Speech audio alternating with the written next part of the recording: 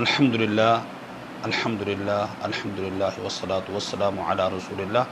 صلی اللہ تعالی علیہ وسلم عن ابن عمر رضی اللہ تعالی عنہما قال اقام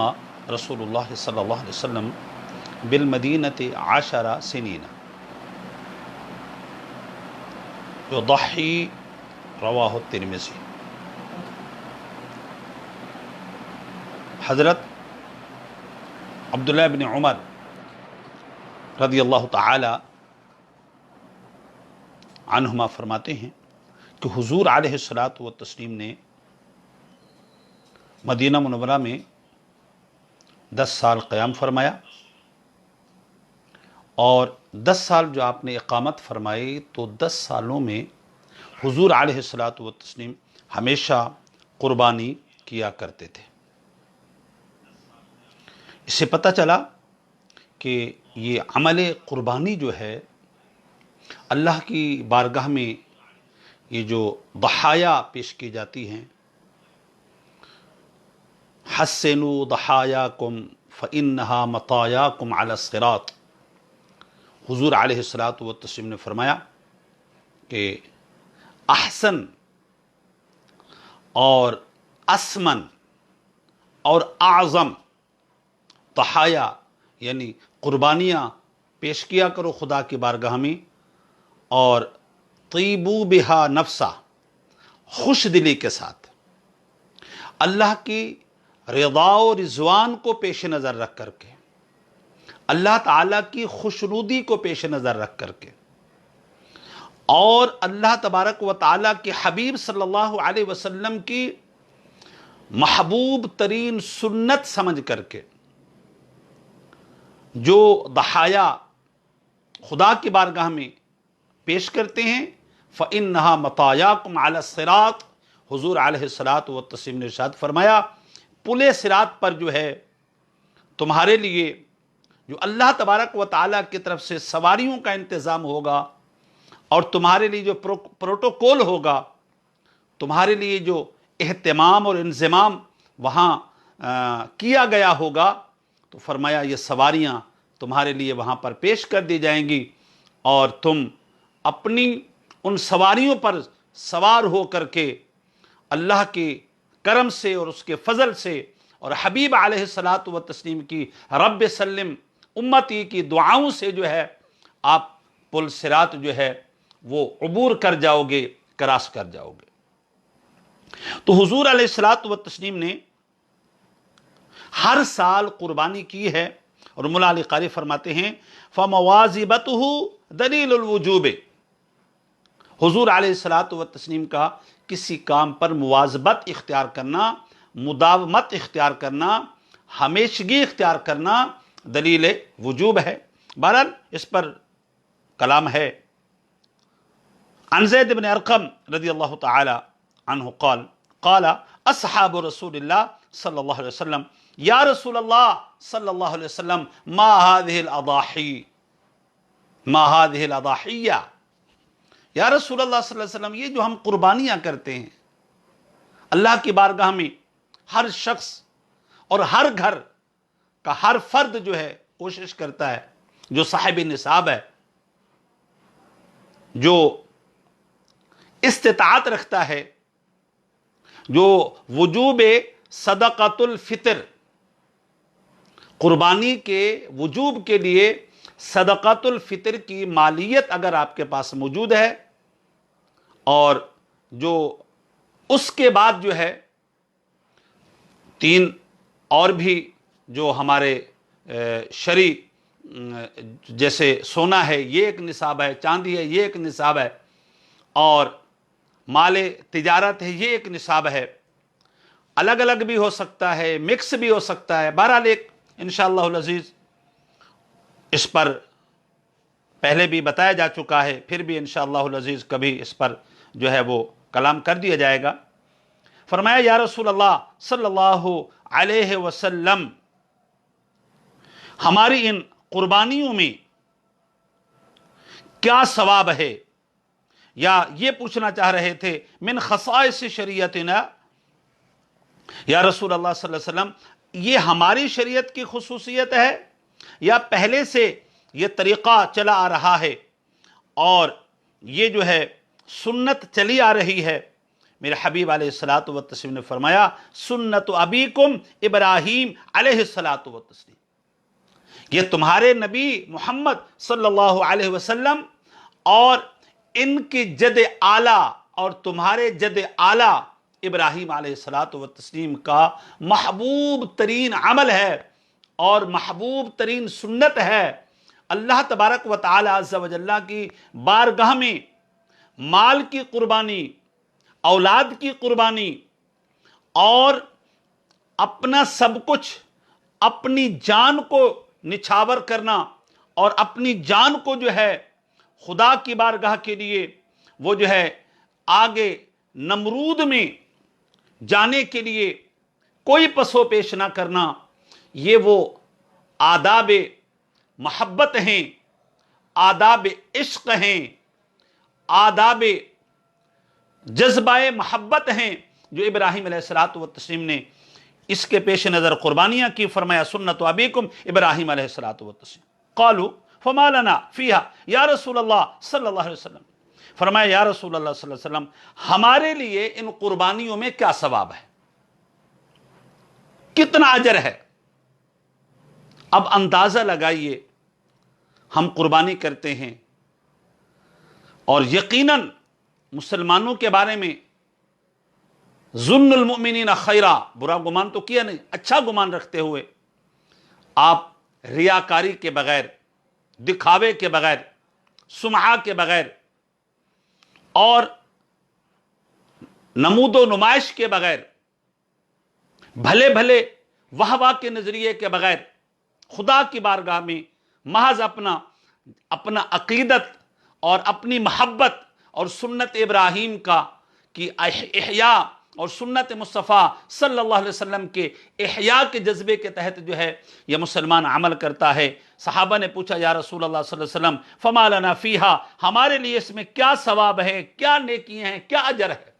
اللہ اکبر، میرے حبیب علیہ الصلوۃ والتسلیم نے فرمایا بکل شعرۃ حسنہ، فرمایا جتنے قربانی جانور، وہ جو حیوان یا جانور جو قربانی کا جو جانور ہے، ضحایا ہیں، فرمایا اس کے اوپر جتنے بال ہیں تمہیں ہر بال کے بدلے میں خدا کی بارگاہ سے ایک نیکی ملے گی۔ اور یہ بات یاد رکھیے گا، یہ نیکی جو ہے، ایک نیکی جب ہمارے اندر خشوع اور خضوع ہوتا ہے، للہیت ہوتی ہے، اللہ کی رضا اور رضوان کا جذبہ ہوتا ہے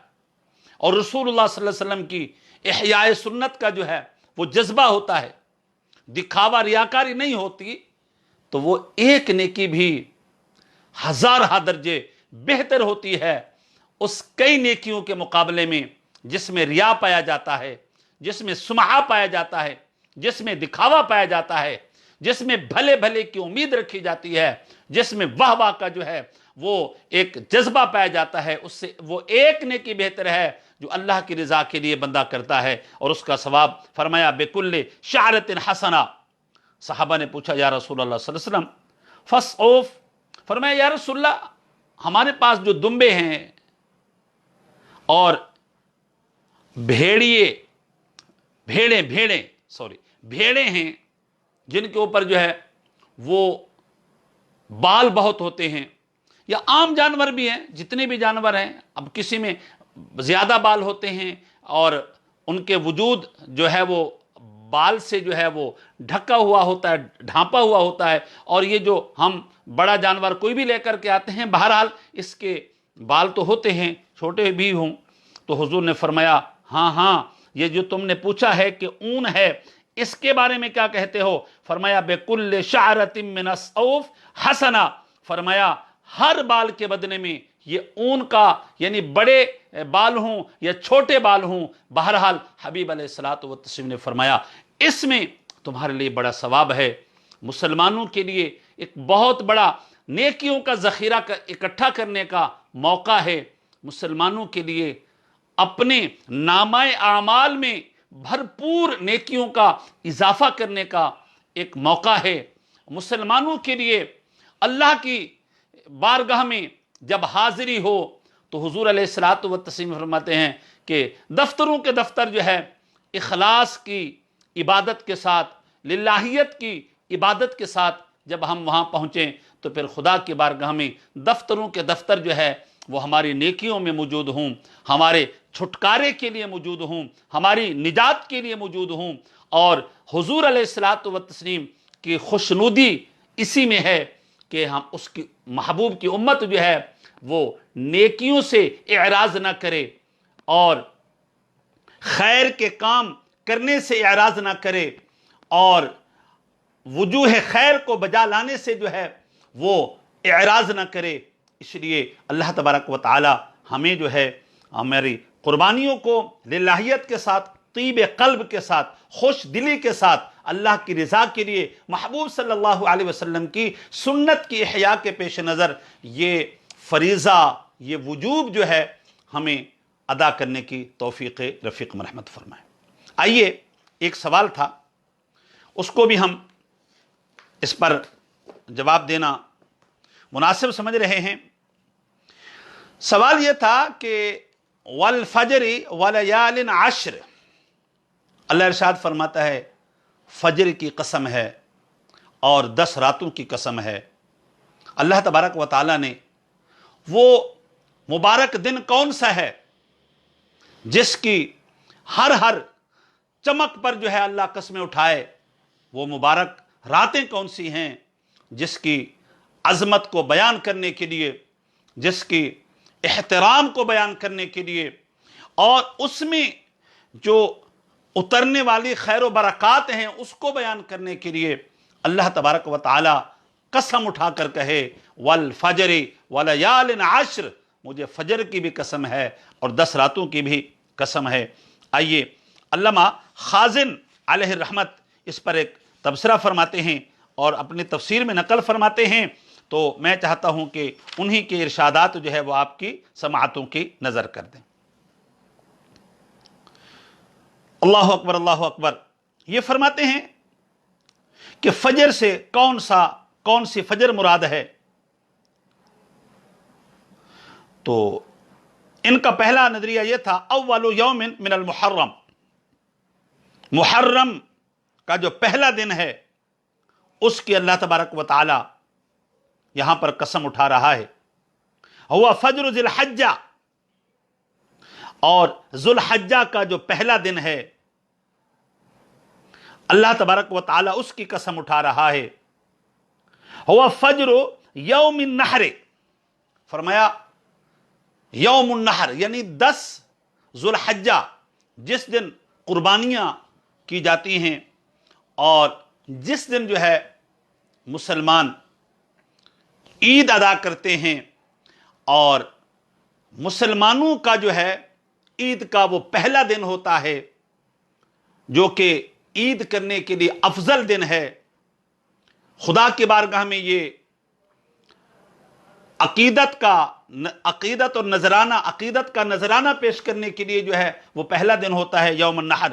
فرمایا اس سے مراد یوم النحر ہے لأن فیہ اکثر مناسک الحج وفیہ القربات، فرماتے ہیں کیونکہ 10 ذو الحجہ کو جو ہے اکثر مناسک حج پائے جاتے ہیں، کیونکہ 10 ذو الحجہ کو لوگ جو ہے صبح مزدلفہ سے نکلتے ہیں تو پھر رمی جمرات کرتے ہیں، اور دیگر ان کو اگر کسی کے پاس ٹائم ہوتا ہے تو طواف کے لیے چلا جاتا ہے، اور پھر یا مینا کی طرف آ کر کے وہ جو ہے حلق کراتے ہیں، قربانیاں ہوتی ہیں پھر حلق کراتے ہیں وغیرہ مسائل جو ہے عبادات اور مناسک جو ہے اس میں کیے جاتے ہیں، قربات جو ہے اس میں کیے جاتے ہیں۔ اور اس کے بعد فرماتے ہیں ولیال عشر۔ علامہ صاحب مدارک فرماتے ہیں کہ اللہ تبارک و تعالی نے ولیال عشر یہاں پر اس کو نکرہ کیوں لایا گیا؟ فرماتے ہیں انما نکرت لزیادت فضیلتہا، فرمایا یہ نکرہ جو ہے یہ تعظیم کے لیے ہے، یہ نکرہ جو ہے وہ تفخیم کے لیے ہے، اس رات کی زیادت فضیلت کو بیان کرنے کے لیے ہے، اور زیادت عظمت کو بیان کرنے کے لیے ہے، اور زیادت خیر و برکت بیان کرنے کے لیے اس کو نکرہ لایا گیا ہے۔ اور اس پر علامہ خازن فرماتے ہیں رویہ عن ابن عباس رضی اللہ تعالی عنہما انہا العشر الاول من ذی الحجہ، تو یہ 10 راتوں سے کیا مراد ہے؟ فرماتے ہیں ذو الحجہ کے پہلا عشرہ، 10 دن اور 10 راتیں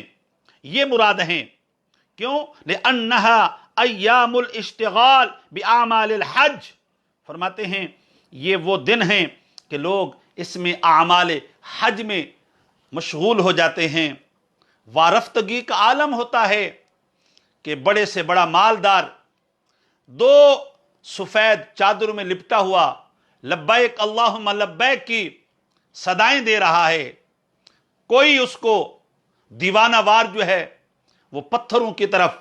پہاڑوں کی طرف اور ان جگہوں کی طرف جا رہا ہے جہاں پر 1400 سال پہلے ہمارے حبیب علیہ الصلاۃ والتسلیم کے قدمین شریفین لگے تھے، ان جگہوں کی طرف جا رہا ہے جہاں کے ذرے ذرے نے حبیب کبریا علیہ الصلاۃ والتسلیم کا رخ زیبا دیکھا تھا۔ ان پہاڑوں پر پتھروں پر جا رہے ہیں جنہیں جبل رحمت کہتے ہیں، جبل توبہ کہتے ہیں، تاکہ جس طرح آدم علیہ الصلاۃ والتسلیم کے لیے جو ہے وہ درجات کی بلندی کا وہ محل بنا تھا اور قبولیت توبہ کا وہ محل بنا تھا، اسی طرح جو ہے ہمارے لیے بھی یہ اسباب جو ہے اللہ کی طرف سے میسر ہو جائیں۔ تو فرماتے ہیں تو عشرہ اول من ذی الحجہ لانہا ایام الاشتغال باعمال الحج، اس پر وہ حدیث نقل فرماتے ہیں حضور علیہ الصلوۃ والتسلیم نے فرمایا ما من ایام العمل فیہن احب الی اللہ من هذه الایام العشر، فرمایا یہ بات یاد رکھیے گا اللہ تبارک و تعالیٰ کی بارگاہ میں ان 10 دنوں اور ان 10 راتوں میں، 10 یوم میں، 10 نہار میں جو ہے اللہ تبارک و تعالیٰ کو یہ جو اعمال صالحہ کیے جاتے ہیں، ان میں جو نیکیاں کی جاتی ہیں، خیر کیے جاتے ہیں، لوگ جو ہے قربانی کرتے ہیں اور پھر جو ہے وہ 9 ذو الحجہ کی صبح کی آذان سے نماز سے لے کر کے جو ہے 13 ذو الحجہ کی عصر تک جو ہے وہ تکبیرات اللہ اکبر کی جو ہے وہ ایک مرتبہ جو پڑھنا واجب ہے اس کی صدا بلند کرتے ہیں۔ تو فرمایا یہ مبارک ایام ہیں، ان میں جو عمل کیے جاتے ہیں وہ اللہ تبارک و تعالیٰ کی بارگاہ میں بڑے محبوب ہوتے ہیں۔ دوسرا قول فرماتے ہیں ہی العشر الاواخر من رمضان، فرمایا یہ جو 10 راتیں ہیں یہ رمضان المبارک کی آخری 10 راتیں مراد ہیں۔ وہ کیسے؟ فرماتے ہیں لأن فیہا لیلۃ القدر، فرمایا کیوں کہ اس میں جو ہے آخری 10 اواخر میں جو ہے وہ لیلۃ القدر ہے۔ لأن رسول اللہ صلی اللہ علیہ وسلم کان اذا دخل العشر الاخیرہ من رمضان احیا لیلہ، حضور علیہ الصلوۃ والتسلیم جب رمضان المبارک کا آخری عشرہ پاتے تو حضور علیہ الصلوۃ والتسلیم رات بھر جاگ کر کے خدا کی عبادت کرتے، وَأَيْقَظَ أَهْلَهُ، اور حضور علیہ الصلوۃ والتسلیم اپنے گھر والوں کو جگاتے، یعنی للعبادت، کہ یہ مبارک راتیں ہیں کہ ہم بھرپور خدا کی عبادت کریں، بھرپور جو ہے وہ عشرہ جو ہے وہ عتق من النار، جہنم سے آزادی کا عشرہ ہوتا ہے، تو اس میں ہمیں بھرپور عبادت کرنی چاہیے، بھرپور خدا کو راضی کرنا چاہیے۔ اب تیسرا قول جو ہے کہتے ہیں ہی العشر الاول من المحرم، کہتے ہیں اس سے جو 10 راتیں ہیں اس سے محرم شریف کی عشرہ اول بھی مراد ہو سکتا ہے۔ وَهُوَ تَنْبِيهٌ عَلَى شَرْفِهِ وَلِأَنَّ فِيهِ یوم عاشوراء، فرمایا اس پر تنبیہ ہے کہ اس مبارک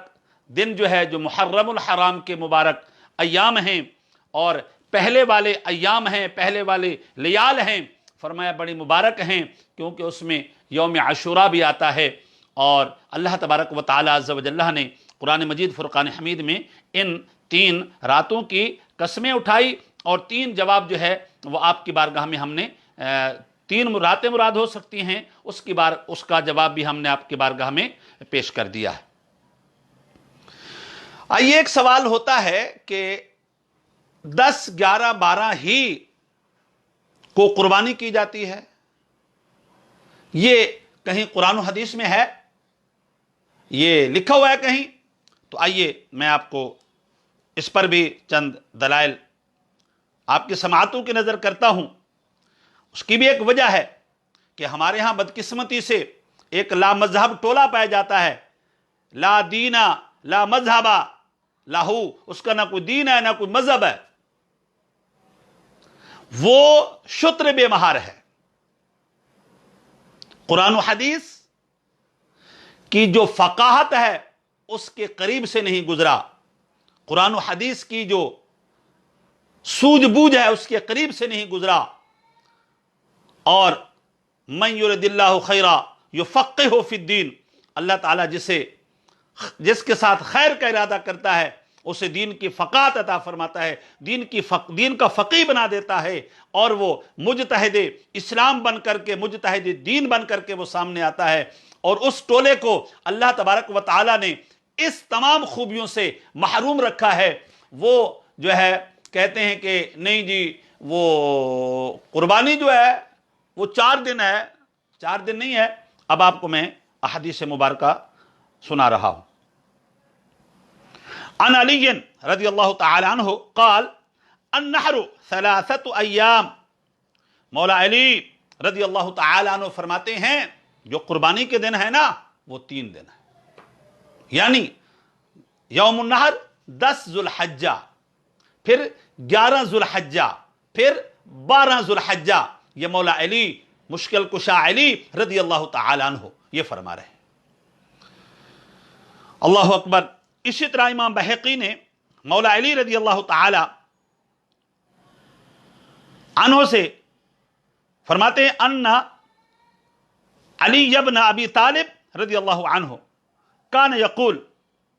مولا علی رضی اللہ تعالی عنہ فرمایا کرتے تھے الاضحیٰ یومانی بعد یوم الاضحیٰ، فرماتے تھے کہ یوم الاضحیٰ یعنی 10 ذو الحجہ کے بعد قربانی کے جو دن ہیں وہ 2 ہیں، 10 ذو الحجہ پھر 2 دن بعد میں یعنی 11 اور 12۔ تو 4تھے دن کا شریعت میں وہ شریعت جو صحابہ سے مروی ہے، وہ شریعت جو حضور علیہ الصلوۃ والتسلیم نے ارشاد فرمائی ہے، وہ احکام جو حضور علیہ الصلوۃ والتسلیم نے اپنی امت تک صحابہ کے ذریعے پہنچائے ہیں، اس کے اندر صحیح روایت کے مطابق، صحیح قول کے مطابق اور صحیح ارشاد کے مطابق جو ہے وہ تو 3 ہی دن ہیں، اور باقی اللہ خیر صلی اللہ۔ آئیے ایک اور حدیث بھی آپ کے سامنے میں، یہ بھی مولا علی رضی اللہ تعالی عنہ سے ہی مروی ہے۔ عن علی رضی اللہ تعالی عنہ قال النحر 3 ایام افضلها اولها، مولا علی رضی اللہ تعالی عنہ فرماتے ہیں نحر کے جو دن ہیں وہ 3 دن ہیں، قربانی کے جو دن ہیں وہ 3 دن ہیں، اضحیٰ کے جو دن ہیں وہ 3 دن ہیں، یوم النحر یعنی 10 ذو الحجہ، اور پھر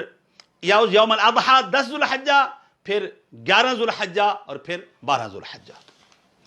اس کے بعد حضرت عبداللہ ابن عمر رضی اللہ تعالی عنہ کی ایک حدیث یہ بھی سماعت فرما لیں۔ عن عبداللہ ابن عمر رضی اللہ تعالی عنہما فرماتے ہیں الاضحیٰ یومانی بعد یوم الاضحیٰ، کہتے ہیں قربانی جو ہے یوم الاضحیٰ یعنی یوم النحر یعنی یوم العید، عید کے دن کے بعد 2 دن ہے۔ تو عید کا دن 10 ذو الحجہ ہوتا ہے، ایک دن وہ ہو گیا، اور اس دن قربانی کرنا افضل ہے، اس دن قربانی کرنا جو ہے وہ اعلیٰ ہے، اس دن قربانی کرنا جو ہے احب ہے۔ اس کے بعد حضرت انس بن مالک رضی اللہ تعالی عنہ فرماتے ہیں الذبح بعد العید یومان، اللہ اکبر، کہتے ہیں ذبح کا جو دن ہے، ذبح کا جو موقع ہے، ذبح کا جو محل ہے، وہ عید کے بعد سے لے کر بعد کے جو 2 دن ہیں، عید کا دن اور بعد کے 2 دن۔ عید کا دن 10 ذو الحجہ ہوتا ہے اور اس کے بعد کے جو 2 دن ہیں وہ 11 اور 12 ہیں۔ حضرت عبداللہ ابن عباس رضی اللہ تعالی عنہما فرماتے ہیں الاضحیٰ 3 ایام، فرماتے ہیں کہ قربانی جو ہے نا، قربانی وہ 3 دن ہے، قربانی کے جو دن ہیں وہ 3 دن ہیں، 3 ایام ہے۔ اور الاضحیٰ یومان بعد یوم الاضحیٰ، النحر 3 ایام، الاضحیٰ 3 ایام، یہ روایات موجود ہیں۔ عبداللہ ابن عباس رضی اللہ تعالی عنہما فرماتے ہیں النحر یومان بعد یوم النحر وافضلها یوم النحر، فرماتے ہیں قربانی یوم النحر کے بعد 2 دن ہے، یعنی 10 ذو الحجہ کے بعد 2 دن ہے، اور افضل جو ہے وہ یوم النحر ہے، یعنی پہلا دن قربانی کرنے کے لیے افضل ہے۔ معاذ بن مالک فرماتے ہیں ان اباہ سمع عمرا، ان کے والد نے حضرت عمر فاروق رضی اللہ تعالی عنہ سے سنا، یقول، وہ فرما رہے تھے انما النحر فی هذه 3 الایام، کہنے لگے یہ جو قربانی ہے نا ان 3 دنوں میں ہے، چوتھے دن کی کوئی بات ہی نہیں کر رہا، چوتھے دن کا کوئی ثبوت ہی نہیں مل رہا، اور جو ثبوت کوئی پیش کرتا ہے نا وہ کئی حوالوں سے اس کے اوپر جو ہے تبصرہ ہے، اس کے اوپر علماء کے مقالے ہیں، علماء کا اس کے اوپر اعتراض ہے، وہ صحیح روایات نہیں ہیں۔ آئیے فرماتے ہیں کہ سمعت ابا ہریرہ رضی اللہ تعالی عنہ یقول الاضحیٰ 3 ایام، یہ صحابی رسول ہے، حضور صلی اللہ علیہ وسلم کی صحبت میں رہنے والے، قربت میں رہنے والے، حضور صلی اللہ علیہ وسلم کی باتوں کو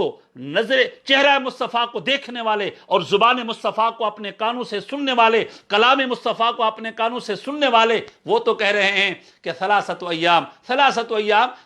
ایام 3 دن قربانی ہے، 3 دن قربانی ہے، 3 دن قربانی ہے۔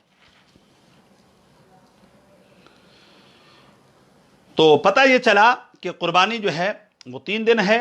اور یہی سوال ہوا تھا کہ قربانی کے 3 دن ہی مختص کیوں ہیں؟ کیونکہ حدیث پاک میں ہے چوتھے دن کا ذکر ہی نہیں ہے، اگر ہے تو اس پر علماء کے کثیر اور تفصیلی ان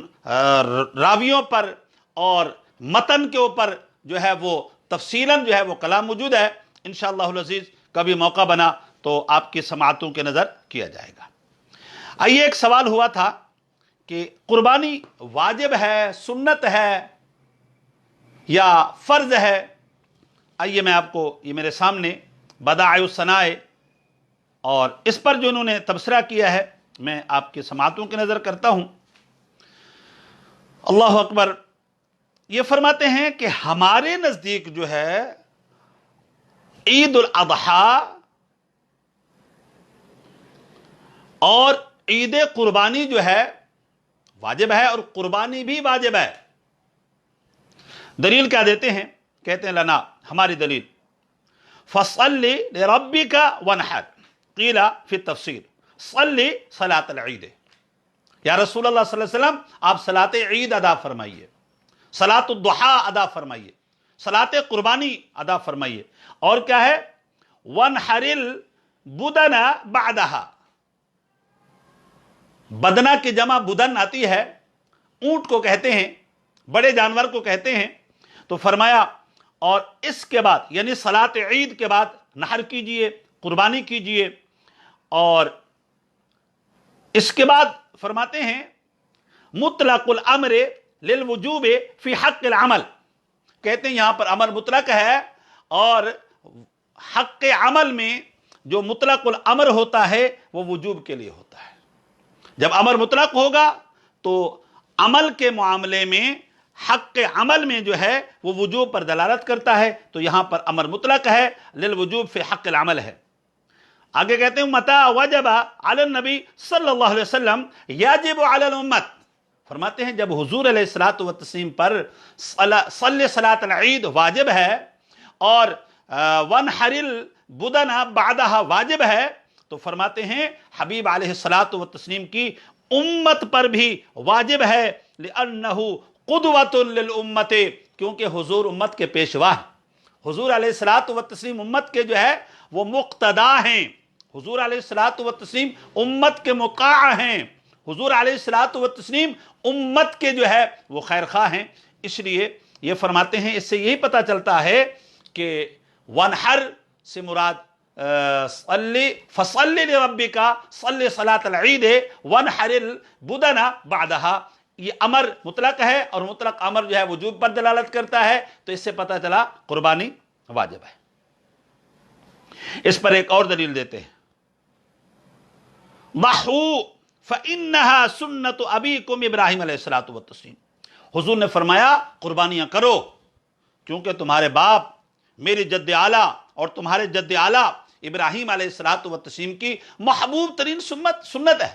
اور میری سنت ہے، اور تم لوگ احیاء سنت کا کام کرو، تم لوگ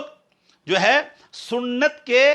پھیلانے کا کام کرو، سنت کی بقا کا کام کرو۔ اور پھر فرماتے ہیں امر علیہ الصلوۃ والتسلیم بالتضحیہ، حضور علیہ الصلوۃ والتسلیم نے تضحیہ کا حکم دیا، والامر المطلق عن القرینہ یقتضی الوجوب فی حق العمل، فرماتے ہیں جب امر مطلق موجود ہو اور اس کا پر کوئی قرینہ، اس سے پھیرنے والا قرینہ صارفہ موجود نہ ہو، تو پھر یقتضی الوجوب فی حق العمل، تو پھر وہ امر جو ہے وہ حق عمل میں وجوب کا تقاضا کرتا ہے، وجوب کا اقتضاء کرتا ہے۔ تو اس سے پتہ چلا یہاں پر ضحو یہ بھی امر ہے، ونحر یہ بھی امر ہے، اور جب مطلق الامر ہوتا ہے تو فی حق العمل للوجوب ہوتا ہے، تو پتہ چلا کہ قربانی جو ہے واجب ہے، اور اس کو اللہ کے فضل و کرم سے اہل سنت و جماعت جو ہے وہ واجب سمجھ کے ہی ادا کرتے ہیں۔ آئیے ایک سوال اور بھی آیا تھا، اس کو بھی ذرا آپ سماعت فرما لیں۔ سوال یہ تھا کہ قربانی کے دنوں میں قصاب نہیں ملا، یہ صورت بھی بن سکتی ہے۔ قربانی کے دنوں میں گھر کے اندر کوئی مرد موجود نہیں تھا، یہ صورت بھی بن سکتی ہے۔ یا عام حالات میں گھر کے اندر مرغی ہوتی ہے، گھر کے اندر اور مویشی ہوتے ہیں، گھر کے اندر اور جانور ہوتے ہیں، گھر کے اندر مرد حضرات کوئی نہیں ہے، جانور مرنے لگتا ہے، مرغی مرنے لگتی ہے، اور وہاں گھر میں عورت موجود ہے اور مستورات موجود ہیں، کیا وہ جانور کو ذبح کر سکتی ہیں؟ قربانی کو ذبح کر سکتی ہے عورت؟ جانور کو ذبح کر سکتی ہے؟ مرغے یا مرغی کو ذبح کر سکتی ہے؟ تو آئیے اس پر بھی میں آپ کو جواب آپ کی سماعتوں کی نظر کرتا ہوں۔ حدیث مبارکہ آپ سماعت فرمائیں، یہ عمدۃ القاری شرح صحیح بخاری ہے، اور اس کے اندر ایک حدیث پاک جو ہے امام بخاری رضی اللہ تعالی عنہ لے آئے ہیں، وہ آپ سنیے۔ باب کا نام ہے باب ذبیحۃ المرأۃ والامۃ، یعنی اس باب میں جو ہم حدیث لائے ہیں نا، اس کا مطلب یہ ہے کہ عورت بھی جانور ذبح کر سکتی ہے، وہ قربانی کا جانور ہو یا گھر میں موجود عام حالات میں کوئی جانور موجود ہو، یا پھر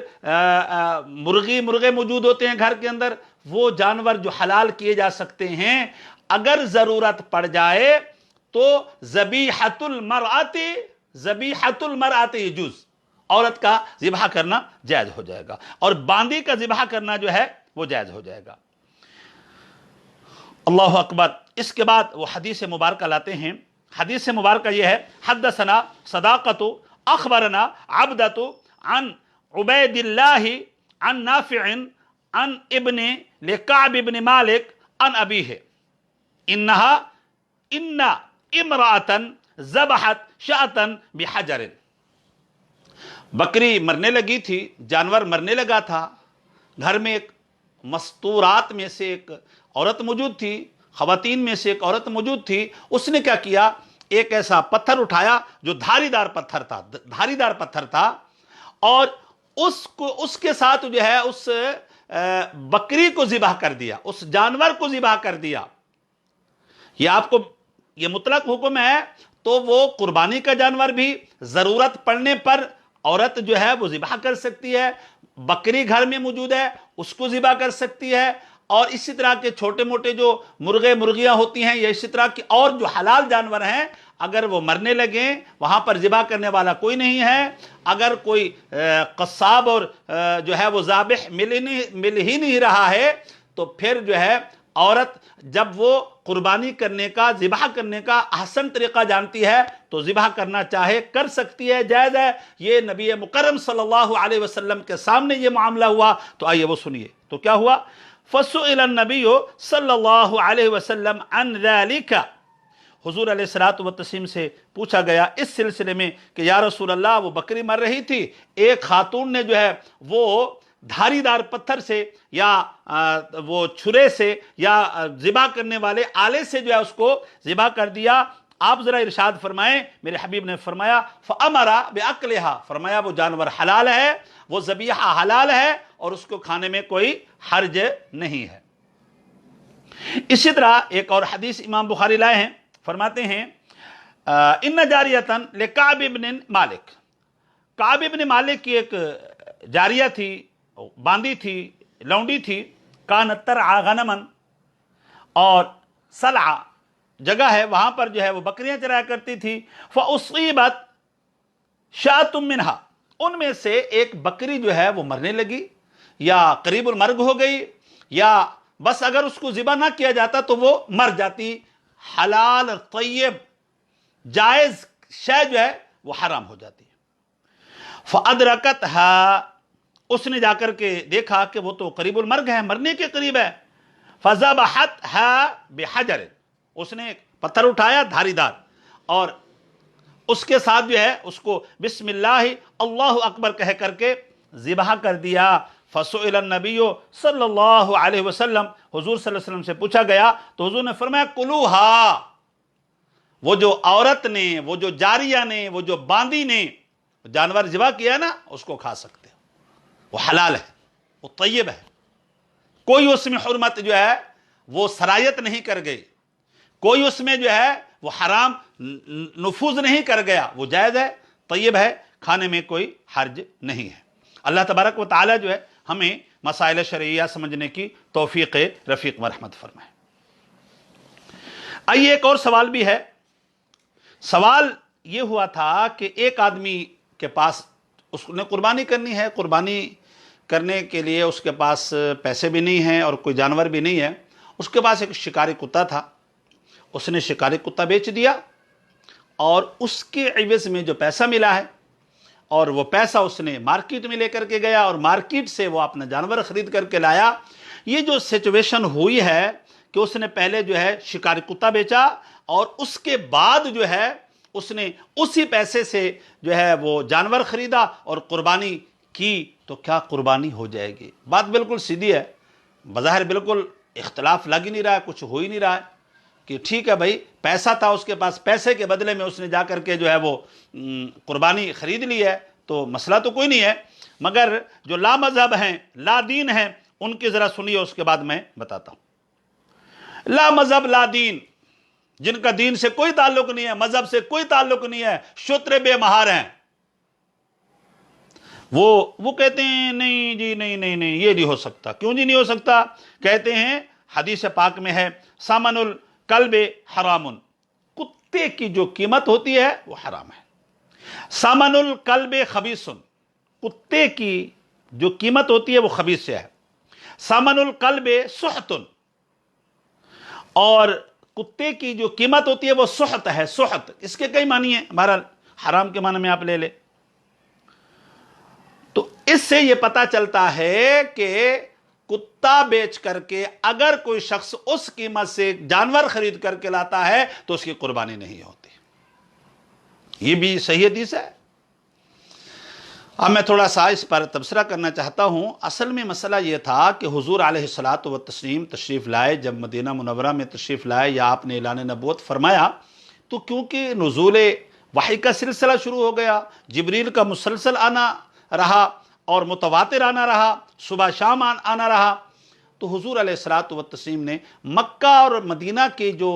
لوگ تھے وہ کتے پالنے کے بڑے شوقین تھے، شوقیہ کتے پالتے تھے، لڑاتے تھے کتے. تو حضور علیہ الصلوۃ والتسلیم نے جو ہے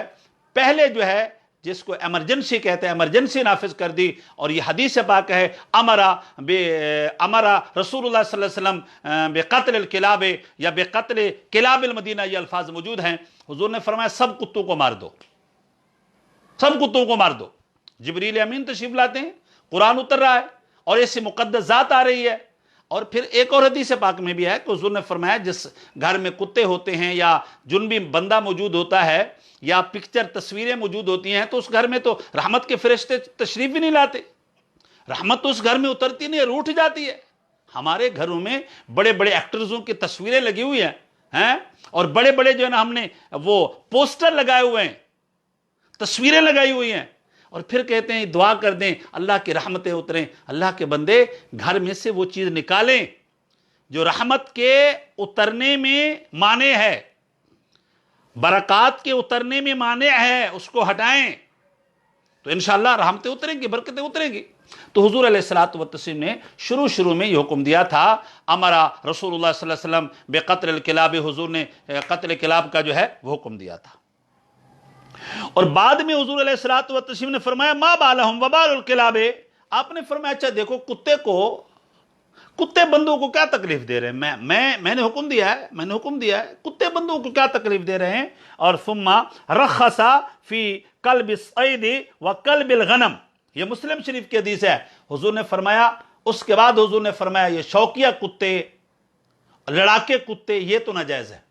یہ تو کیا ہیں ناجائز ہیں. باقی رہے جو شکاری کتے ہوتے ہیں اور غنم کی حفاظت کے لیے کتے ہوتے ہیں یا شکار کے لیے کتے ہوتے ہیں اور حراست الماشیت جانوروں کی حفاظت کے لیے کتے ہیں و